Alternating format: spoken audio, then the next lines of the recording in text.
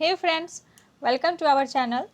आज से हम लोग मॉडर्न इंडिया का एक सीरीज़ लेके आ रहे हैं और इस सीरीज़ के अंतर्गत जो है जितने भी चैप्टर्स हैं आधुनिक भारत के अंतर्गत उस सारे चैप्टर्स को हम लोग एक एक करके कंप्लीट कर लेंगे। तो आज जो है इस श्रृंखला के अंतर्गत हम लोग उत्तर मुगल काल के बारे में जो है वो पढ़ेंगे। और ये जो उत्तर मुगल काल है वो कब से कब तक रहा है, तो 1757 है उस टाइम से लेके जो है 1707 से लेके 1857 तक रहा है। तो इसके बारे में हम लोग आज पढ़ेंगे, जानेंगे और एक अलग तरीके को अपनाते हुए इस बार हम लोग जो है पहले टॉपिक को कंप्लीट करेंगे और फिर नेक्स्ट सेशन जो आएगा तो उस सेशन में जो अब तक इस टॉपिक से रिलेटेड जितने भी क्वेश्चंस अब तक बने हैं डिफरेंट एग्जाम्स में, जैसे आप कह सकते हो एसएससी में, रेलवे में, स्टेट पीसीएस में, बीपीएससी में, बिहार एसएससी में, जितने भी डिफरेंट एग्जाम में इस चैप्टर से रिलेटेड जितने भी क्वेश्चंस अब तक बने होंगे उस सारे क्वेश्चंस को कलेक्ट करके हम लोग नेक्स्ट सेशन में जो है वो करेंगे, जिससे एक ब्रीफ आइडिया लगेगा कि एग्जाम्स में क्वेश्चंस कैसे पूछे जाते हैं। तो थोड़ा पढ़ाई करने में जो है ज़्यादा मज़ा आएगा और पढ़ाई जो है वो अलग दिशा में जाएगी भी। तो इस सेशन के अंतर्गत जो है हम लोग टोटल 25 से 30 वीडियोज लाएंगे और इसी में जो है हम लोग कंप्लीट कर लेंगे सारा मॉडर्न इंडिया का जो सीरीज़ है उसको। और हाँ फ्रेंड्स, अगर सेशन पसंद आता है तो प्लीज़ सब्सक्राइब करें, लाइक करें और ज़्यादा से ज़्यादा शेयर भी करें। और हाँ, बेल आइकन को भी दबा लें जिससे जितने भी वीडियोज आए उसके नोटिफिकेशन सबसे पहले आपके पास पहुँचे, तो आप ज़्यादा से ज़्यादा इस सेशन का लाभ उठा सकें। तो आइए शुरू करते हैं। तो सबसे पहले हम लोग देखते हैं कि मुग़ल काल क्या है। तो मुग़ल काल के बारे में जैसे कि हम लोग जानते हैं कि मध्यकालीन भारत, जिसे मेडिवल इंडिया कहते हैं, के अंतर्गत प्रारंभिक मुग़ल काल के बारे में हम लोगों को देखने को मिलता है। इसके अंतर्गत अगर इस वंश की स्थापना के बारे में जाने, मुग़ल वंश की स्थापना के बारे में, तो 1526 ईस्वी में जो पानीपत का जो है प्रथम युद्ध हुआ था, उस युद्ध में जो है बाबर के द्वारा जीत हासिल की गई थी और जो है मुग़ल वंश की जो है वो स्थापना कर दी गई थी। और इस वंश में जो है वो बहुत सारे जो हैं वो शक्तिशाली शासक हुए, जिसके बारे द्वारा जो है इस वंश को समृद्ध बनाया गया और एक विशाल वंश कह सकते हैं भारतवर्ष के जो है स्तर पे जो है स्थापना कर दिया जाता है। तो ऐसे में जो प्रारंभिक मुग़ल शासक थे वो काफ़ी शक्तिशाली रहते हैं और जो है काफ़ी हद तक जो कह सकते हैं कि उनका जो साम्राज्य है वो विस्तृत चलता रहता है। लेकिन कुछ समय बाद, लगभग कह सकते हैं कि 180 वर्षों के बाद, ये विभिन्न शासकों के शासन का जो चला आ रहा था सिलसिला, जो जितने भी शक्तिशाली शासक थे वो 180 वर्षों के बाद कह सकते हैं कि एक तरह से जो है थम सा गया, क्योंकि उस समय जो है 1707 ईस्वी में 3 मार्च 1707 ईस्वी को जो है इस शक्तिशाली शासकों का जो है वो जो अंतिम शासक कह सकते हैं औरंगजेब था, उसकी मृत्यु जो है वो 3 मार्च 1707 ईस्वी को हो जाती है। हालांकि इस साम्राज्य के विघटन की जो प्रक्रिया अगर देखें तो औरंगजेब के शासनकाल के दौरान ही शुरू हो चुकी थी, लेकिन इसकी तीव्रता अगर देखें तो 1707 में जो है वो औरंगजेब की मृत्यु के पश्चात ही आई। तो औरंगजेब के बाद जो शासक हैं इस वंश के अंतर्गत, इस वंश के इनके बारे में जो है हम अध्ययन करते हैं, उस शासक के अध्ययन को ही जो है वो हम उत्तर मुग़ल काल कहा जाता है। एक बार फिर से देखें तो औरंगजेब के बाद जो शासक आते हैं इस वंश के, इनके बारे में जो हम लोग अध्ययन करते हैं, औरंगजेब जो 1707 में मृत्यु होती है तो उसके बाद जितने भी शासन मुग़ल वंश के आते हैं तो उस शासक के बारे में जो हम लोग अध्ययन करते हैं, उसी शासक के बारे में अध्ययन को हम लोग एक अलग पीरियड में देखते हैं, वो उत्तर मुग़ल काल कहा जाता है। औरंगजेब तक, बाबर से लेकर औरंगजेब तक जो है वो प्रारंभिक मुग़ल काल है और उसके बाद जो है 1707 से लेकर 1857 जो अंतिम मुग़ल शासक था बहादुर शाह द्वितीय, जिसे बहादुर शाह जफ़र भी कहा जाता है, को जो है हम लोग देखते हैं 1857 तक। इसी पीरियड को जो है वो हम लोग उत्तर मुग़ल काल के अंतर्गत देखते हैं। तो आई होप आप लोगों को जो है एक बेसिक समझ हो गई होगी तो जो प्रारंभिक मुग़ल काल और उत्तर मुग़ल काल के बारे में। तो आइए शुरू करते हैं कि कैसे क्या रहा है। तो सबसे पहले अगर देखें तो प्रारंभिक मुगल काल के जो शासक जितने भी रहे थे उसके बारे में एक बार हम लोग देख लेते हैं, तो एक बेसिक समझ बनी रहेगी, पढ़ने में थोड़ा ज़्यादा बेहतर रहेगा। तो सबसे पहले प्रारंभिक मुगल काल में बाबर आता है। पानीपत के प्रथम युद्ध के बारे में जैसा कि हम लोग जानते ही हैं, तो 1526 से 30 तक ज़्यादा दिन ये शासन नहीं कर पाता है, 4 साल का बस इसका शासन रहता है। 1530 में जो है इसकी मृत्यु हो जाती है। फिर जो है इसके पुत्र हुमायूं वो आता है, तो इसका जो शासन है वो 1530 से 56 तक रहा है। लेकिन जो है इसी बीच जो है लगातार नहीं कर सकते हैं, क्योंकि इसी बीच शेर शाह से जो है वो हुमायूं को पराजय का सामना करना पड़ा। और 1540 से जो है 1555 तक हुमायूं जो है वो दिल्ली में गद्दी पे नहीं रहा, निर्वासन में भारत के बाहर ये रहा। लेकिन 1555 में फिर वह वापसी करता है और फिर 1556 में जो है ये हुमायूं की मृत्यु हो जाती है। तो फिर नेक्स्ट शासक जो है वो अकबर महान है। तो अकबर महान के बारे में देखें तो इसका जो शासन है वो 1526 से लेके 56 से लेके 1605 तक रहा है। इसको भी जो है गद्दी तक आने में अकबर को जो है युद्ध करना पड़ा था। उसके बारे में हम लोग जानते हैं कि पानीपत का द्वितीय युद्ध जो हुआ था उसी को जीतकर जो है वो अकबर जो है गद्दी पे आया था। फिर नेक्स्ट है कि अकबर का पुत्र जहांगीर, जिसका शासनकाल देखें तो 1605 से लेके 1627 तक रहा है। फिर आगे है शाहजहां जो 1627 से 1657 तक रहा है। और फिर लास्ट है औरंगजेब जो 1658 से लेके 1707 तक रहा है। 3 मार्च को जो है औरंगजेब की मृत्यु हो जाती है 1707 में। फिर यही इतना ही प्रारंभिक काल के जो थे वो मुगल काल के जो थे वो शासक थे। अब उत्तर मुगल काल के बारे में एक बार देख लें कि कौन कौन से शासक रहे हैं, थोड़ा उनका क्रम याद कर लेंगे तो ज़्यादा बेहतर रहेगा आगे समझने में।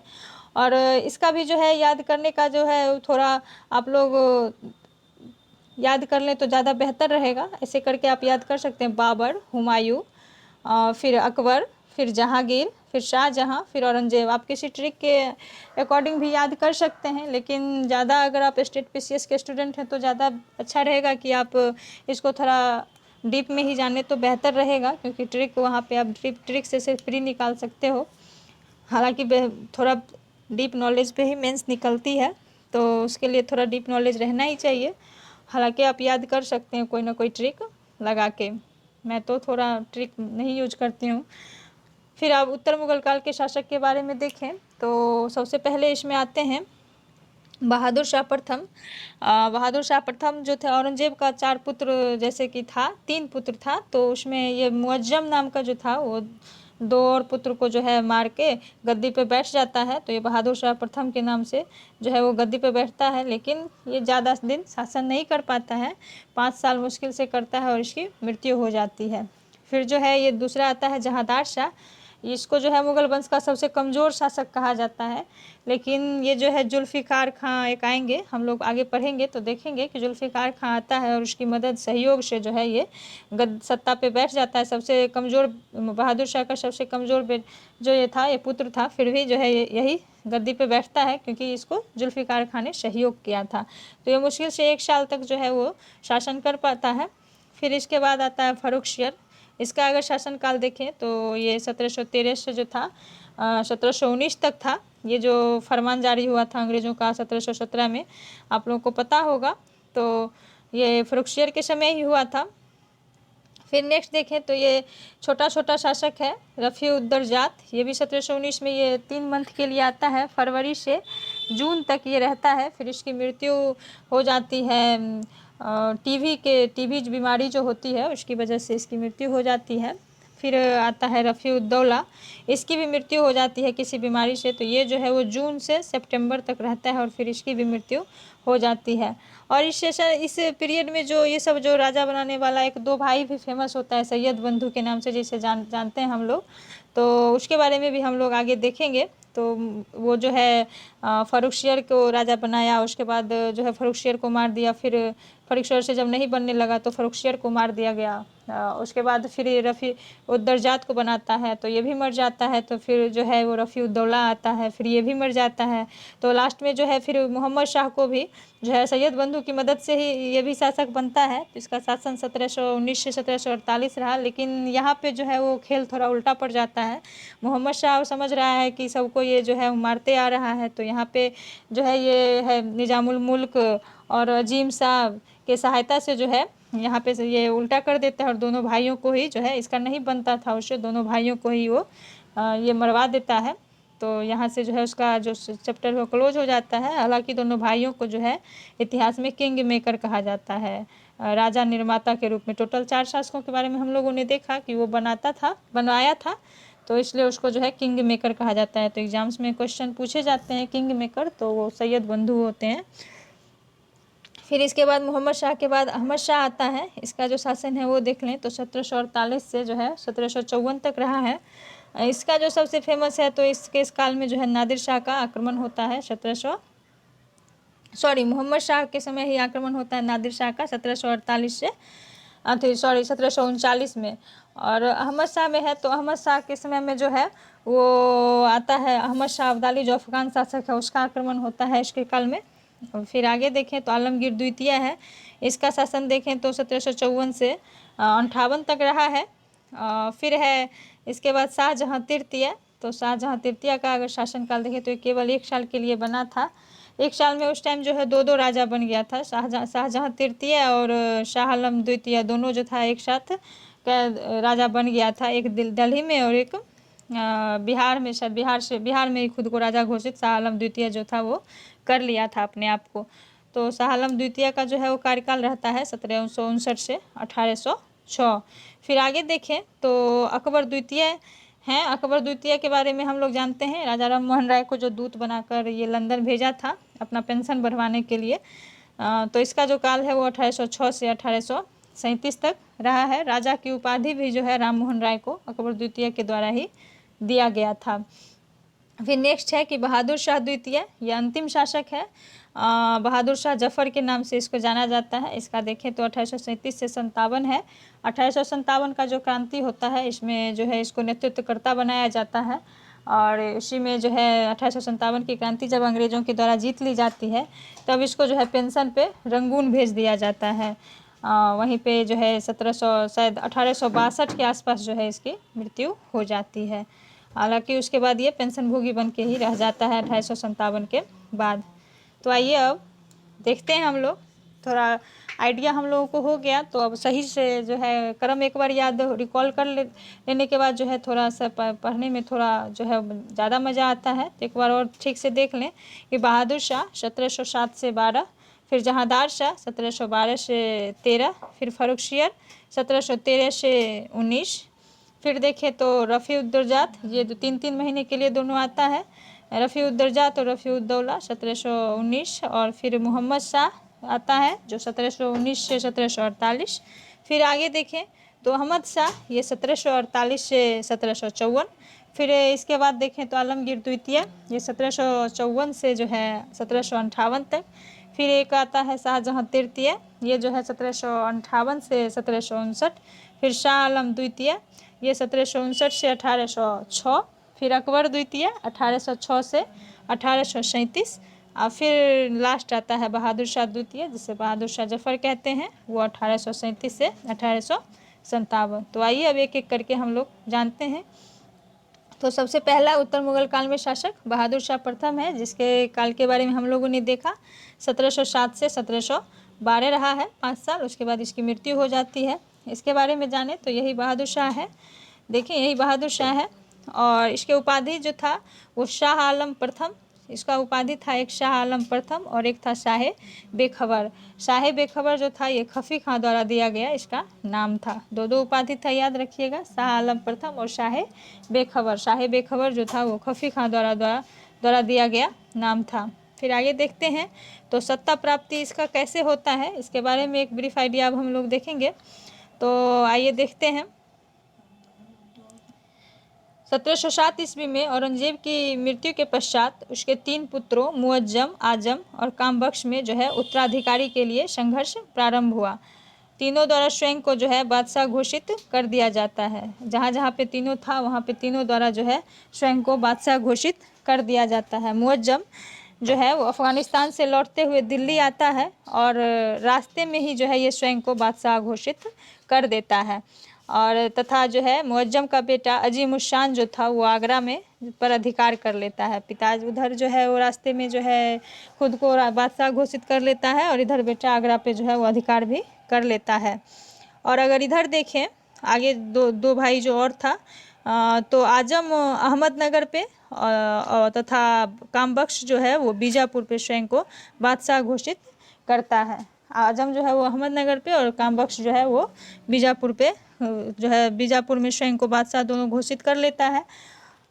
इसके बाद सत्ता प्राप्ति के लिए जो युद्ध होता है तीनों भाइयों के बीच उसको हम देखें तो विभिन्न युद्ध के बारे में जानेंगे। तो सबसे पहला युद्ध जो हुआ है वो जजाऊ का युद्ध हुआ है।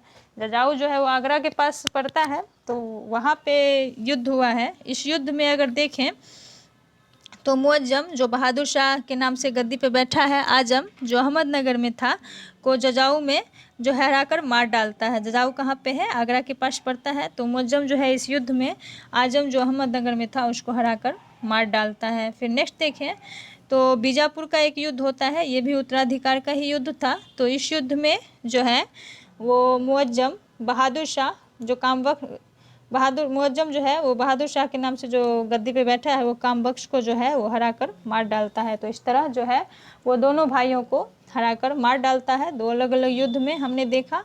और फिर जो है ये 65 वर्ष की जो है अवस्था में 65 वर्ष की जो अवस्था में है मुअज्जम, ये बहादुर शाह के नाम से मुग़ल सम्राट बनता है।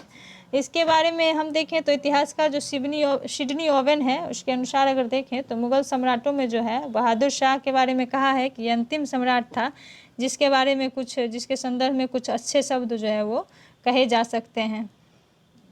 फिर आगे देखें तो बहादुर शाह प्रथम के बाद आता है जहांदार शाह। जहांदार शाह का अगर शासन देखें तो 1712 से 1713 रहता है। ये सबसे अगर देखें तो मुग़ल वंश का कमज़ोर शासक था। अभी मैंने बताया आपको। तो यही जहांदार शाह है 1712 से 13। इसका जो उपाधि है वो देख लें तो इसको लंपट मूर्ख कहा जाता है। लंपट मूर्ख कहने का बहुत सारा वजह था, कुछ के बारे में हम लोग देखेंगे भी। सबसे कमज़ोर था, जुल्फ़िकार खां की मदद से ये बना था, इसको मैंने आपको बताया है। इस बहादुर शाह के जो थे वो 4 पुत्र थे। कौन कौन थे? तो जहांदार शाह, जहां शाह, अजीम उस शान और एक और था रफ़ी उस शान। इन चारों के बीच जो है उत्तराधिकारी का संघर्ष प्रारंभ होता है। बहादुर शाह के समय भी उत्तराधिकारी का युद्ध हुआ था और अब फिर उसके चारों बेटों में भी जो है उत्तराधिकारी का जो है युद्ध प्रारंभ होता है, जिसमें बहादुर शाह को जो है वो जुल्फ़िकार खां की सहायता से सत्ता प्राप्ति में सफलता मिली। जहांदार शाह को जो है वो जुल्फ़िकार खां की सहायता से सत्ता में जो है वो सहायता मिली। तो यहाँ पे आप लोग थोड़ा ठीक कर लीजिएगा। यहाँ पे जो है जहांदार शाह को जो है जुल्फ़िकार खां की सहायता से जो है वो सत्ता प्राप्ति में जो है सहायता मिली। जुल्फ़िकार खां ने जो था वो सहयोग कर दिया था, जिसकी वजह से ये सब बेटा में सबसे जितने भी बेटे थे उसके 4 बेटे थे, उस सबसे कमज़ोर होने के बाद भी जो है वो जीत जाता है, कमज़ोर होने के बावजूद भी।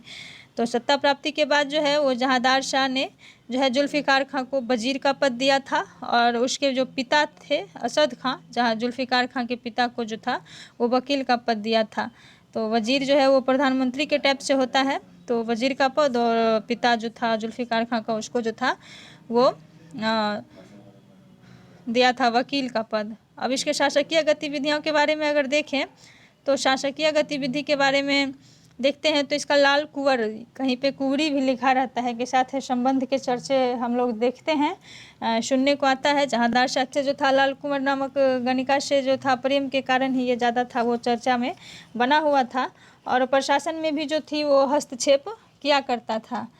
तो इस संबंध में जो है हस्तक्षेप करती थी। इस संबंध के कारण ही है जो उसे लंपट मूर्ख कहा जाता था। अब लाल कुंवर के कारण जो था, संबंध के कारण जो चर्चा में था, इसी वजह से जो था वो जहांदार शाह को लंपट मूर्ख कहा जाता था। हालांकि और भी उसके जो हरकत थे उसके वजह से भी कहा जाता था, तो उसमें से एक कारण आप ये भी जान सकते हैं।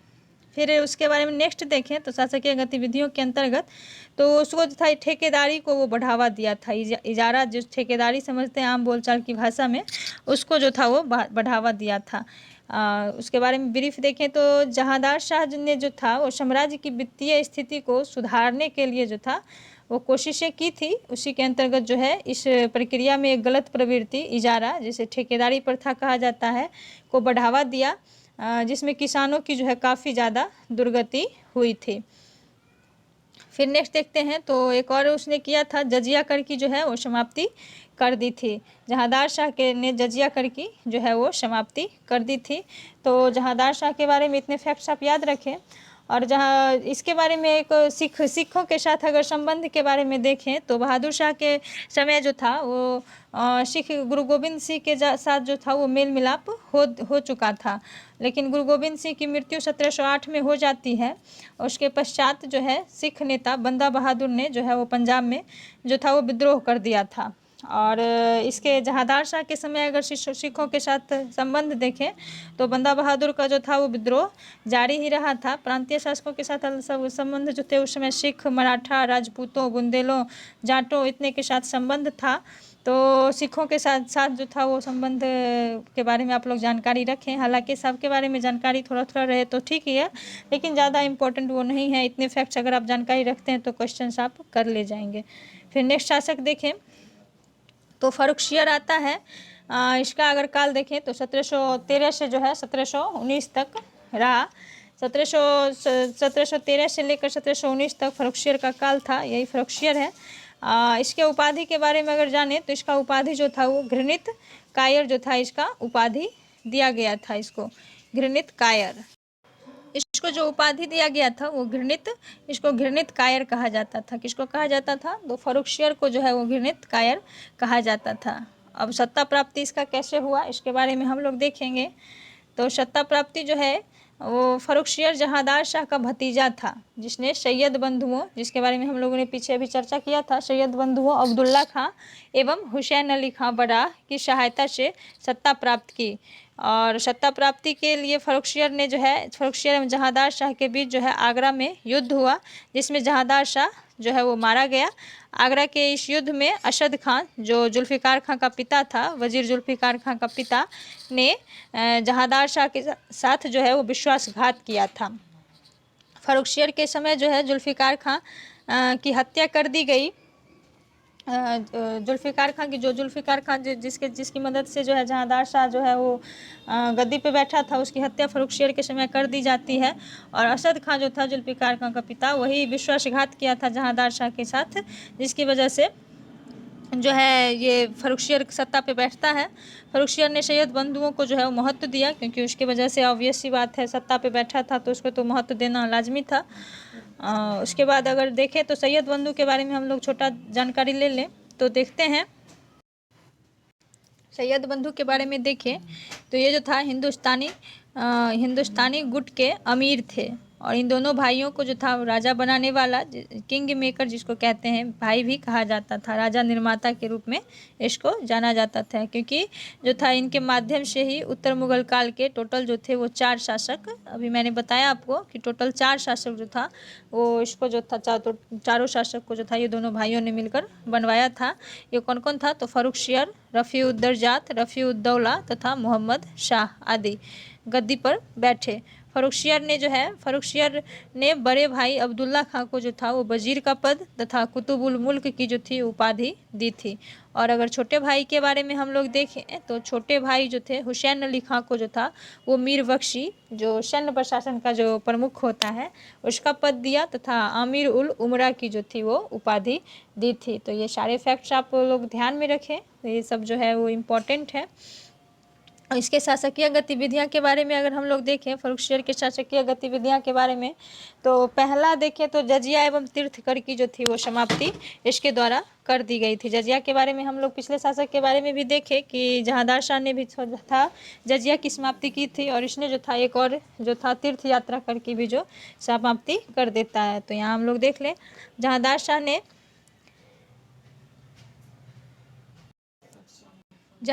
ने जो था वो जहांदार शाह के समय जो था जजिया समाप्ति की घोषणा की गई। पुनः जो है फर्रुखसियर के समय जजिया एवं तीर्थ यात्रा कर समाप्त करने की घोषणा कर दी जाती है। जहांदार शाह सिर्फ जजिया किया था और या फर्रुखसियर जो है वो दोनों तीर्थ यात्रा कर भी समाप्त कर दिया था। फिर नेक्स्ट देखें तो शासकीय गतिविधियां के अंतर्गत जो है ईस्ट इंडिया कंपनी का जो है वो फरमान आता है। इसके समय में ईस्ट इंडिया कंपनी की जो है शाही फरमान 1717 में जो आता है वो इसी के समय आता है, फर्रुखसियर के समय में ही।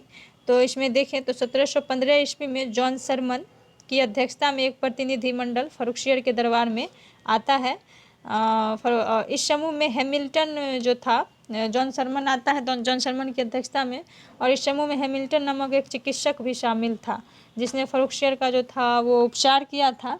आगे चलकर इस प्रतिनिधि मंडल के जो है इसी प्रतिनिधि उपचार कर दिया था। उसके बाद इसी प्रतिनिधि मंडल की सिफारिश पे जो है अनुरोध कह सकते हैं, अनुरोध पर जो है वो फर्रुखसियर ने जो है ईस्ट इंडिया कंपनी को एक शाही फरमान 1717 ईस्वी में दे दिया था, जिसके अंतर्गत जो था वो 3000 रुपये मात्र वार्षिक देने के बाद शुल्क के बदले बंगाल में कंपनी को जो था वो मुक्त व्यापार करने की अनुमति मिली।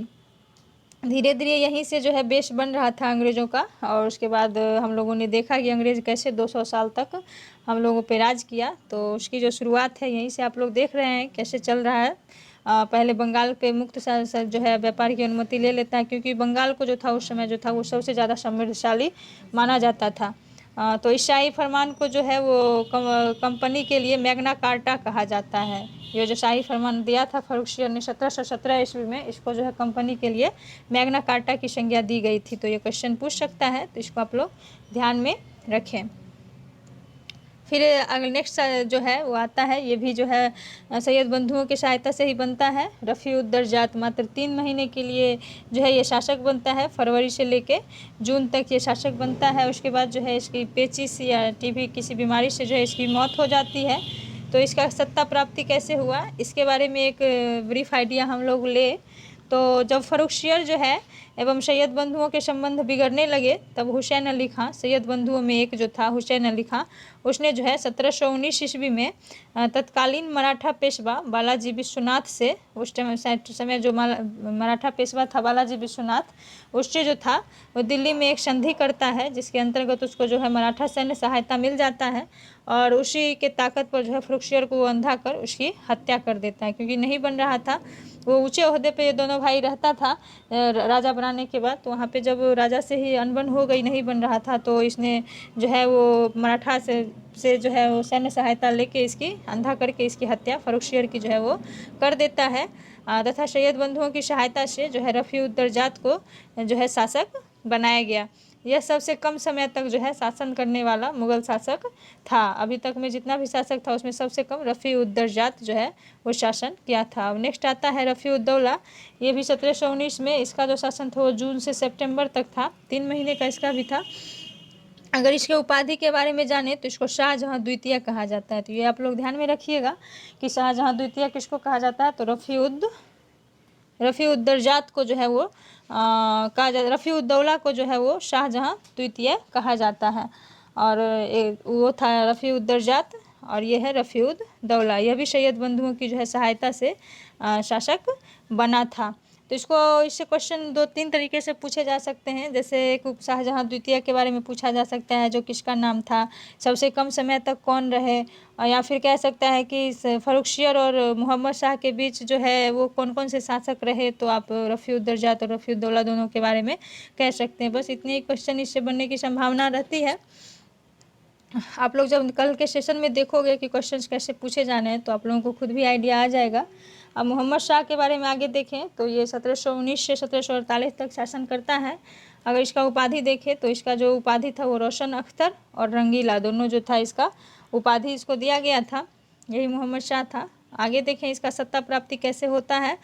तो जो यह भी जो है वो सैयद बंधुओं की सहायता से शासक बनता है, पर आगे चलकर मोहम्मद शाह का जो है सैयद बंधुओं से मतभेद हुआ तथा किसके सहायता से इसकी हत्या करवाया था उसके बारे में हम लोग देखें तो ये जो है तुरानी गुट के निजामुल मुल्क के बारे में हम लोग जान रहे हैं। वो हैदराबाद का जो शासक था और अमीर खान आदि द्वारा जो है सैयद बंधुओं की जो है वो शक्ति को नष्ट कर दिया गया। किसके किसके द्वारा? तुरानी मुल्क के जो था निजामुल मुल्क और अमीर खान के द्वारा जो है सैयद बंधुओं की शक्ति को नष्ट कर दिया जाता है। फिर मोहम्मद शाह के अगर शासकीय गतिविधि के बारे में हम लोग देखें तो सबसे पहले देखिए यहाँ पे जो है वो आपको देखने को मिलेगा कि जो है विभिन्न प्रांतीय राज्यों का जो है इस समय उदय होता है। छोटे छोटे मतलब प्रांतीय राज्य जो है खुद को स्वतंत्र घोषित कर लेते हैं, स्थापना कर लेते हैं, वो सब जो है शक्तिशाली हो जाते हैं और उसके बाद खुद को जो है स्वतंत्र घोषित कर लेते हैं मोहम्मद शाह के समय। तो ये क्वेश्चन भी पूछता है तो इसको भी आप लोग ध्यान में रखेंगे। हाल इस सब चीज़ को जो है नोट्स को रटने की ज़रूरत नहीं है फ्रेंड्स। इस वीडियो को जो है आप फिर से देख लेंगे दोबारा तो खुद ही रिकॉल हो जाएगा, तो इसको रटने की कोई ज़रूरत नहीं है। एक मतलब कहानी के रूप में आप समझें, जैसे मैं बता रही हूँ तो उसके अकॉर्डिंग आप समझें तो फिर ज़्यादा दिन तक आप जो है याद रखोगे इस चीज़ को। तो देखते हैं कि कौन कौन से नए प्रांतीय राज्यों का उदय इसके समय होता है। तो सबसे पहले जो है अवध का होता है, ये शहादत खां जो है इसकी स्थापना करता है। शहादत खां का जो उपाधि था वो बुरहानुल मुल्क कहा जाता था। तो शहादत खां जो 1722 ईस्वी में जो है अवध की स्थापना कर देता है। वैसे ही बंगाल के बारे में जाने तो बंगाल का जो स्थापना है वो मुर्शिद कुली खां करता है। आगे देखें हैदराबाद के बारे में तो हैदराबाद का जो स्थापना है वो चिनकलीज खां करता है, जिसे निजामुल मुल्क आशफ जहाँ कहा जाता है, ये 1724 ईस्वी में करता है। वैसे ही राजपूताना के भी कई क्षेत्रों का जो है वो उस समय स्वतंत्र हो गया था। राजपूताना का भी कई क्षेत्र जो था उस समय स्वतंत्र हो गया था। सबसे इम्पोर्टेंट अगर देखें तो नादिर शाह का आक्रमण जो है 1739 ईस्वी में इसके समय होता है। इससे क्वेश्चन बहुत बार पूछे गए हैं नादिर शाह से रिलेटेड। तो ये जो था ये फारस जो अभी ईरान है का शासक नादिर शाह ने मोहम्मद शाह के समय आक्रमण किया। दोनों के बीच जो है वो करनाल का युद्ध हुआ था। इस युद्ध का नाम आप लोग याद रखें, करनाल का युद्ध जो है नादिर शाह और मोहम्मद शाह के बीच होता है, जिसमें जो है मोहम्मद शाह की पराजय हो जाती है। नादिर शाह जीत जाते हैं और मोहम्मद शाह की जो है वो पराजय हो जाती है। और नादिर शाह ने दिल्ली को जो है भारी लूटा, जी भर के जिसको कहते हैं उसको लूटा। और सबसे कीमती जो तख्ते ताउस था मयूर सिंहासन, जिसमें कोहिनूर हीरा जो है वो जरा हुआ था, अभी हमारे माननीय प्रधानमंत्री जी जो है वो लाने की कोशिश में लगे हुए हैं। तो उसी कोहिनूर हीरा को जो है उस समय वो नादिर शाह जो है वो लूट कर ले गया था। फिर जो है रंजीत सिंह के समय वापस वो हीरा आता है, फिर ब्रिटिशर्स जो है लेता है, तो अभी तक उधर ही है। कोहिनूर हीरा का जो देखें तो मीर जुमला जो था वो शाहजहाँ को जो था वो कोहिनूर हीरा दिया था। शाहजहाँ ने ही जो है वो तख्ते ताउस जो था मयूर सिंहासन उसको बनवाया था। और उस समय जो था वो कोहिनूर हीरा कौन दिया था? तो मीर जुमला जो था वो दिया था। तो इसके बारे में मोहम्मद शाह के बारे में इतने फैक्ट्स आप याद रखें। फिर आगे देखते हैं तो अहमद शाह आता है। अहमद शाह का अगर शासन देखें तो 1748 से 54 तक जो है इसका शासन रहा था। इसके समय में जो था अफगान शासक जो था अफगान शासक अहमद शाह अब्दाली के भारत आक्रमण का आरंभ होता है। अफगान शासक यहाँ पे थोड़ा मिस हो गया है। अफगान शासक जो था यहाँ पे अहमद होगा, अहमद शाह अब्दाली। ये अहमद अलग है, ये अहमद जो है ये मुग़ल वंश का था, ये अहमद जो है वो मुग़ल वंश का था ये वाला। और ये जो है ये अफ़गान का है अहमद शाह अब्दाली। अब्दाली का जो है भारत का आक्रमण प्रारंभ हो जाता है यहाँ पे अहमद शाह के समय। और देखें तो पहला आक्रमण अगर इसका देखें तो 1748 में सबसे पहले पंजाब पर होता है। अब्दाली ने जो है वो टोटल जो है 7 आक्रमण किया था। 1748 से 61 के बीच में भारत पर जो है टोटल 7 आक्रमण जो है अहमद शाह अब्दाली के द्वारा किया गया था। ये जो था उस समय ईरान का ये जो था ये शासक था। और सर्वाधिक अगर महत्वपूर्ण आक्रमण देखें तो 1761 में होता है पानीपत का तृतीय युद्ध जो होता है, जिसमें इसने मराठों को जो था वो हराया था। पानीपत का प्रथम युद्ध के बारे में हम लोगों ने देखा था कि बाबर जो है वो सत्ता स्थापित करता है। तृतीय में देखा कि हम लोगों ने कि अकबर सत्ता स्थापित करता है। और तृतीय युद्ध के बारे में यहाँ हम लोगों ने देखा कि जो है मराठों को हराया था। किसने हराया था? तो ये ईरान का जो शासक था अहमद शाह अब्दाली।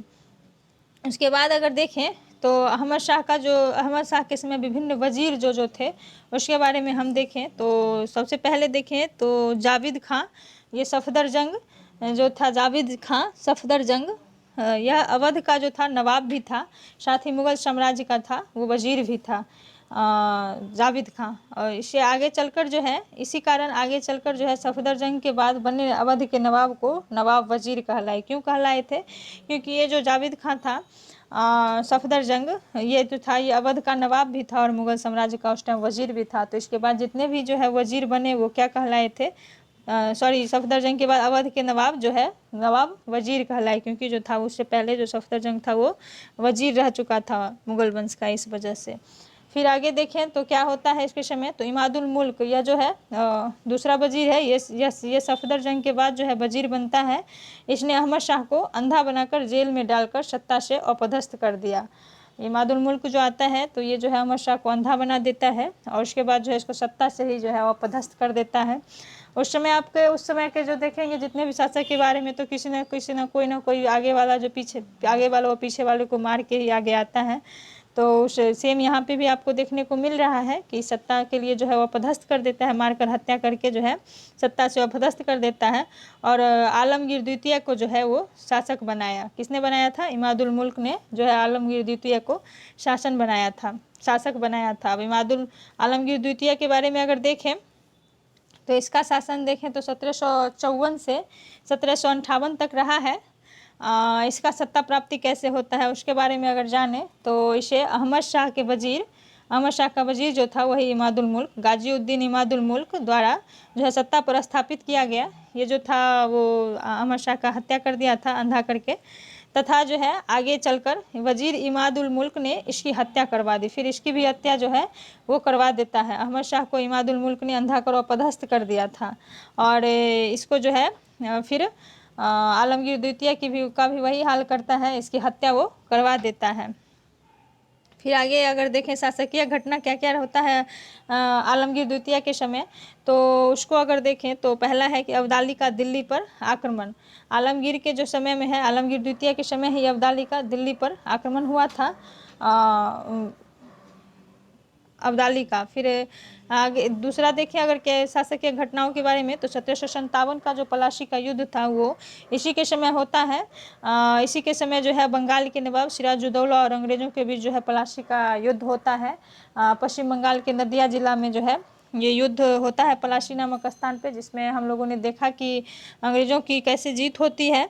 लेकिन 1757 में जो कैसे जीत होती है उसको हम लोगों ने उस टाइम देखा था। उसके बाद अगर देखें तो शाहजहाँ तृतीय आता है आलमगीर द्वितीय के बाद। ये जो है 1758 से 59 बस 1 साल के लिए ये बनता है। तो एक ही समय में इसके बारे में है जो उस समय जो है एक ही समय दो बादशाह बन गया था।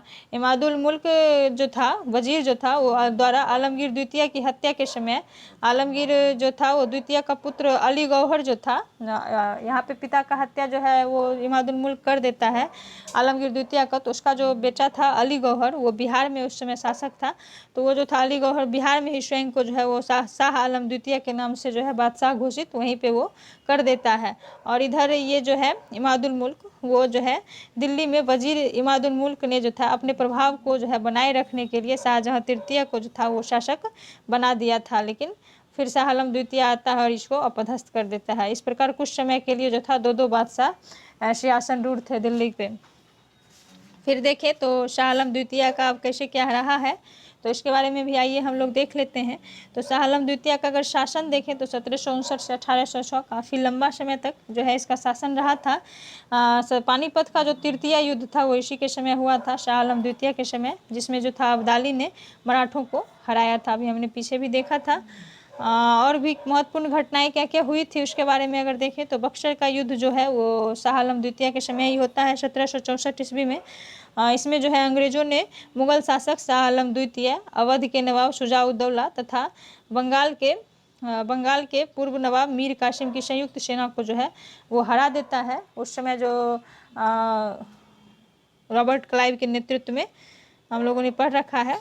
तो उसके बाद नेक्स्ट देखें तो बक्सर के युद्ध के बाद जब हरा दिया जाता है अंग्रेज़ों के द्वारा, तो फिर एक संधि के तहत जो है अंग्रेज़ों पेनाल्टी जिसको कहते हैं वो भरना पड़ता था। तो इलाहाबाद की संधि होती है 1765 में।